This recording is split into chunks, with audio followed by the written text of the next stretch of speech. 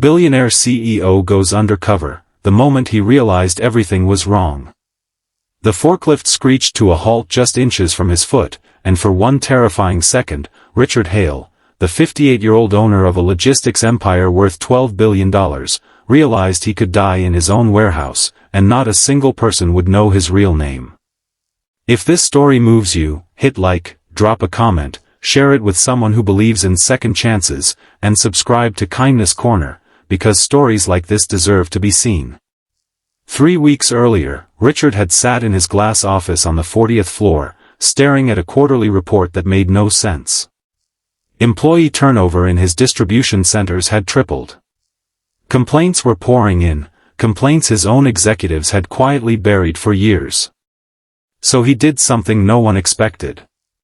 He shaved off his silver beard down to jagged stubble, dressed himself in a worn gray uniform, and walked into his own company as Robert Hale, a 58-year-old warehouse temp with a fake resume and a real ache in his chest.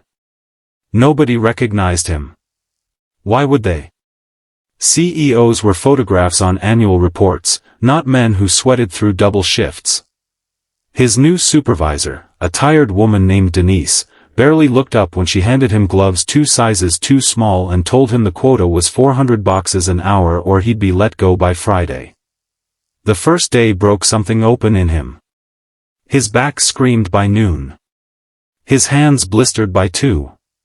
But it wasn't the physical pain that stayed with him, it was watching a young father named Marcus skip his 15-minute break to keep loading boxes, because missing quota meant missing rent. It was overhearing a woman crying quietly in the break room because her son's asthma medication cost more than she made in 2 days, and there was no insurance to cover it, his insurance, the one he'd approved cutting back on to boost quarterly margins. By the second week, Richard wasn't just watching anymore. He was living it. He ate the same 40-minute lunch of a cold sandwich.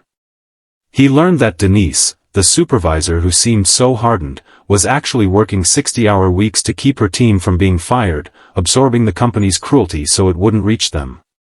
He learned that the numbers on his spreadsheets weren't numbers at all, they were people, tired and proud and barely holding on, propping up an empire that had forgotten they existed. The moment everything changed came on a Thursday evening, when Marcus offered him half his sandwich without being asked, simply because Richard looked exhausted. A stranger, with nothing to spare, gave away what little he had. Richard sat there in the loading dock, holding that sandwich, and felt something inside his chest crack completely open.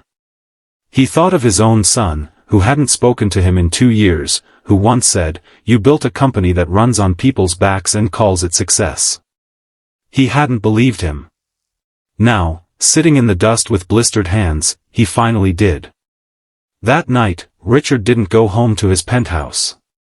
He sat in his car in the parking lot for 3 hours, crying for the first time in a decade, not from exhaustion, but from shame, and from something that felt strangely like hope.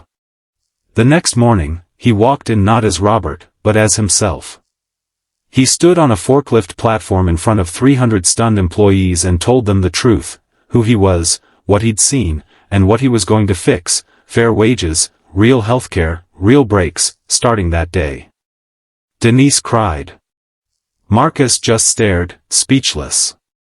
And somewhere in that warehouse, a billionaire finally understood that the empire he'd built meant nothing if it cost people their dignity. Before we close this story, please take a moment to comment below and share your thoughts. It truly means the world to us. If this story touched your heart even a little, please like this video, share it with someone who needs a reminder that it's never too late to change, and subscribe to Kindness Corner for more stories that restore your faith in humanity.